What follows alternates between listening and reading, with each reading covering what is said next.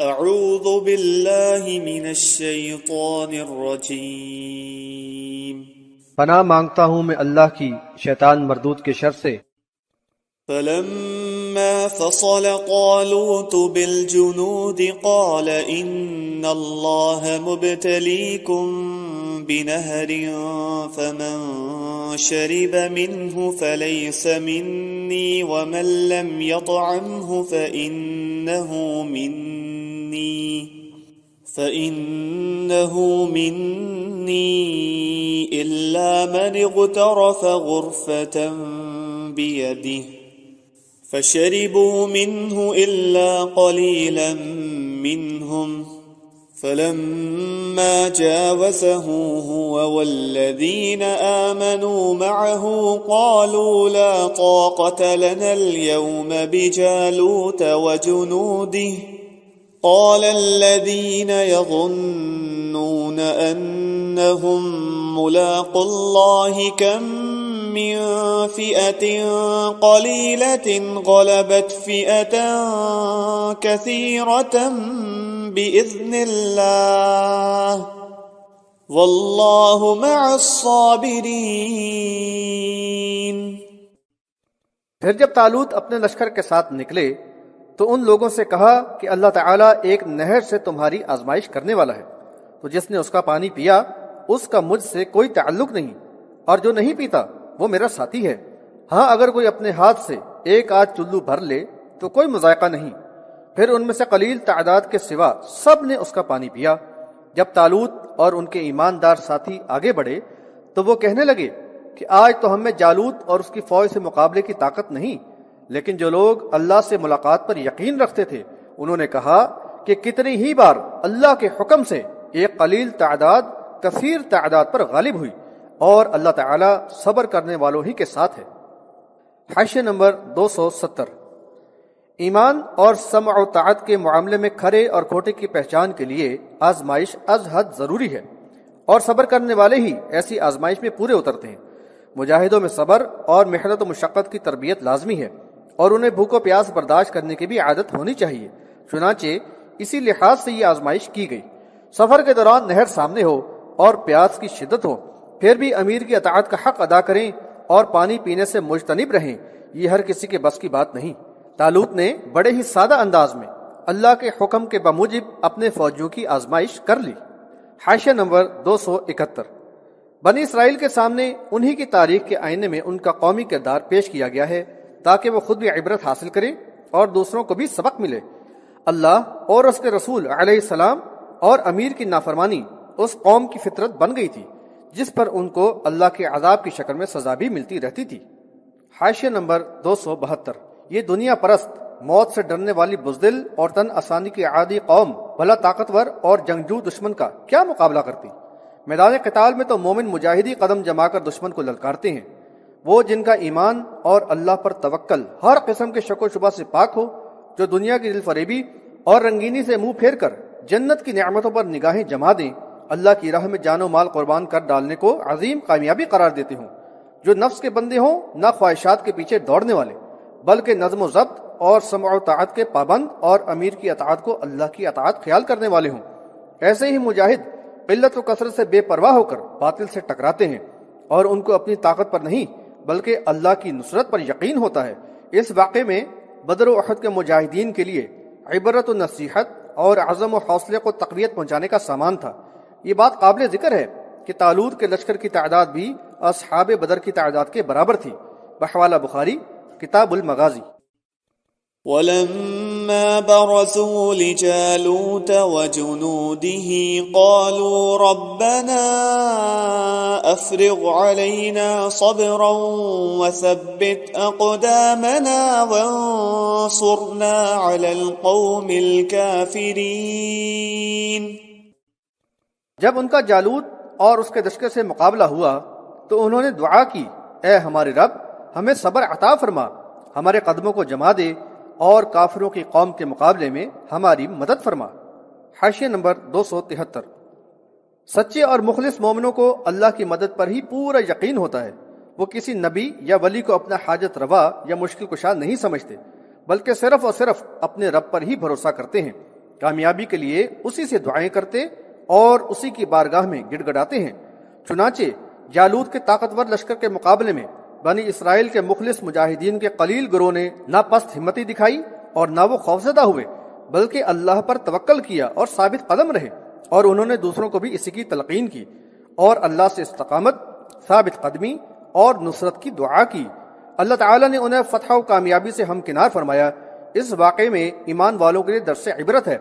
غزوہ بدر میں رسول اللہ صلی اللہ علیہ وسلم نے بھی بڑی ہی عاجزی، الحاح و زاری کے ساتھ اللہ تعالیٰ سے دعا فرمائی تھی، اور صحابہ کرام رضی اللہ عنہم نے بھی اللہ تعالیٰ سے فریاد رسی کے لیے التجا کی تھی، جس کا ذکر سورہ انفال میں ہے۔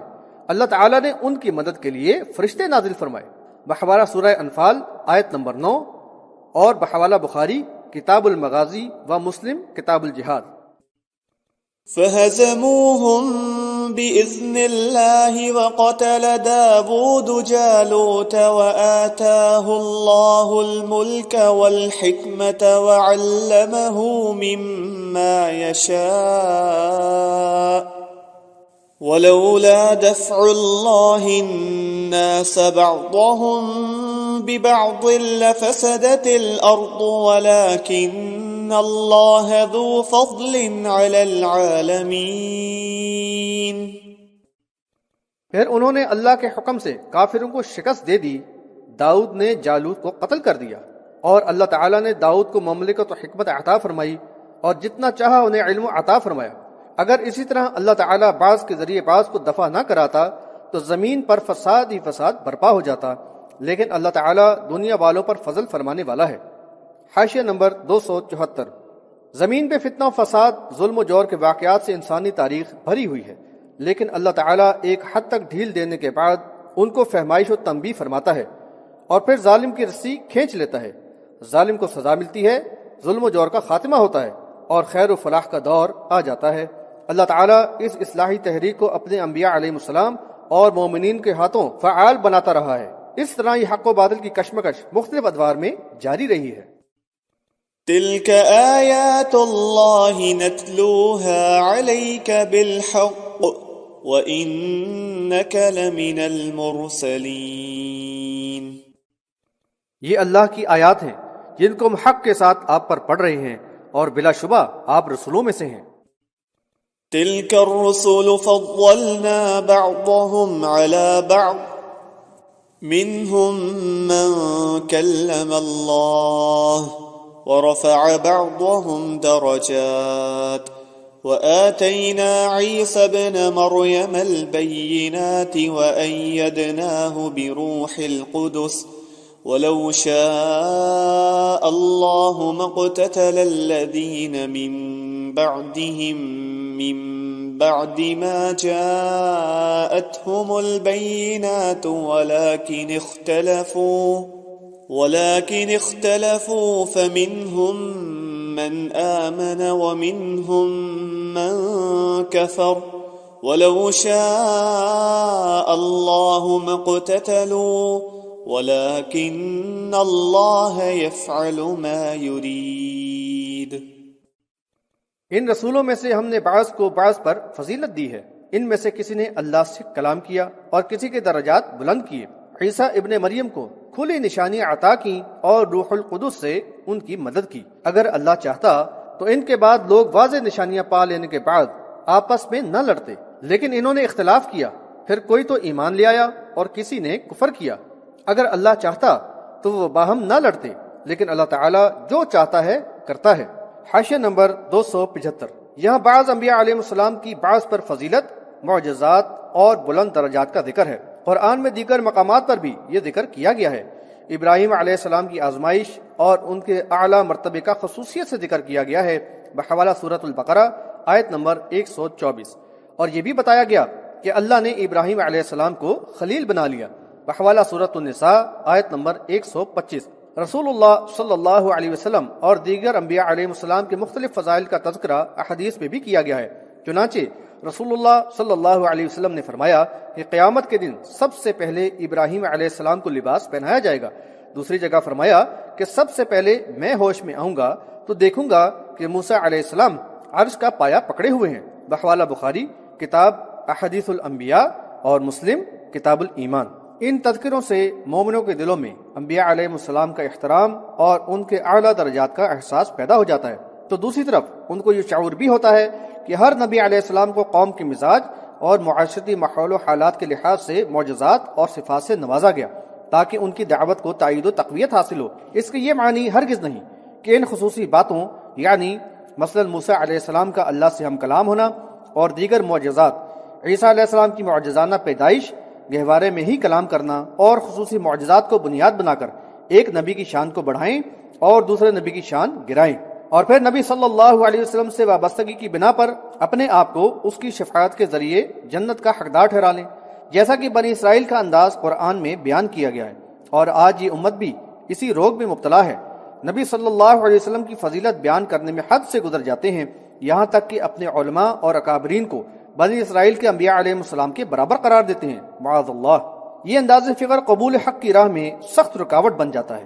پھر دعوت حق سے خواہ نبی علیہ السلام کے ذریعے ہو یا امتی کے ذریعے بے اعتنائی برتی جاتی ہے، اور ہر ایک اس خوش فہمی میں مبتلا رہتا ہے کہ ہم محبوب کے امتی اور محبوبین و مقربین کے دامن گرفتہ ہیں، ہدایت پر ہیں، ہمیں کسی اور کی کیا ضرورت۔ اس طرح اکابرین کی فضیلت کا باطل عقیدہ ان کی گمراہی اور تفرقہ پردازی کے لیے باعث تقویت بنتا ہے۔ رسول اللہ صلی اللہ علیہ وسلم نے ایک نبی کے مقابلے میں دوسرے کی شان بڑھانے سے سختی سے منع فرمایا، چنانچہ فرمایا کہ لا تخیروا بین الانبیاء، یعنی انبیاء علیہ السلام کے درمیان ایک کو دوسرے پہ فضیلت نہ دو، بحوالہ بخاری کتاب الدیات۔ دوسری جگہ فرمایا کہ مجھے موسیٰ علیہ السلام پر فضیلت نہ دو، اور یہ تنبیہ بھی فرمائی کہ کسی کے لیے یہ کہنا مناسب نہیں کہ میں یونس علیہ السلام بن متا سے افضل ہوں، بحوالہ بخاری کتاب احادیث الانبیاء۔ رسول اللہ صلی اللہ علیہ وسلم کے یہ فرمودات مسئلے کی وضاحت کے لیے بالکل کافی ہیں۔ ایمان کا تقاضا ہے کہ ہم یہود و نصارہ کے مغضوب اور گمراہ فرقوں کے راستے پر چلنے کی بجائے نبی صلی اللہ علیہ وسلم کی تعلیمات کے مطابق طرز عمل اپنائیں۔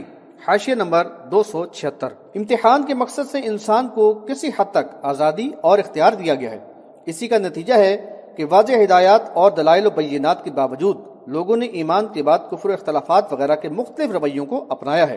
لہذا بتایا جا رہا ہے کہ یہ سب اللہ کی مشیت کے تحت ہے کہ لوگوں نے باہمی اختلافات اور جدال و قتال کی روش اپنا لی ہے۔ دین کے معاملے میں اللہ رب العزت نے جبر و اکراہ کا طریقہ نہیں اختیار کیا، ورنہ کفر و اختلافات اور جنگ و جدال کا وجود ہی نہ ہوتا۔ اس کا یہ مطلب ہرگز نہیں کہ اللہ تعالیٰ کو اختلافات پسند ہیں۔ اللہ تعالیٰ تو اپنے انبیاء علیہ السلام کو واضح ہدایات کے ساتھ بھیجتا ہے، اور ہر نبی علیہ السلام ایمان کی دعوت کے ذریعے سارے اختلافات ختم کر کے ایمان لانے والوں کو ایک امت بنا دیتا ہے جو اللہ کی رضا کے مطابق صراط مستقیم پر ہوتے ہیں۔ لیکن پھر بعد میں علماء اور مشائخ شیطان کے بہکاوے میں آ کر اپنے مفادات کی خاطر لوگوں میں اختلافات اٹھاتے ہیں اور ان کو صراط مستقیم سے ہٹا کر تفرقہ پردازی اور کفر و شرک کی راہ پر ڈال دیتے ہیں، ہر چند کہ اللہ تعالیٰ نے انسان کو آزادی اور اختیار دے کر آزمائش میں ڈالا ہے، لیکن اللہ کی رضا انہی کے ساتھ ہے جو انبیاء علیہ السلام کی بتائی ہوئی ہدایت کی راہ پر ہیں۔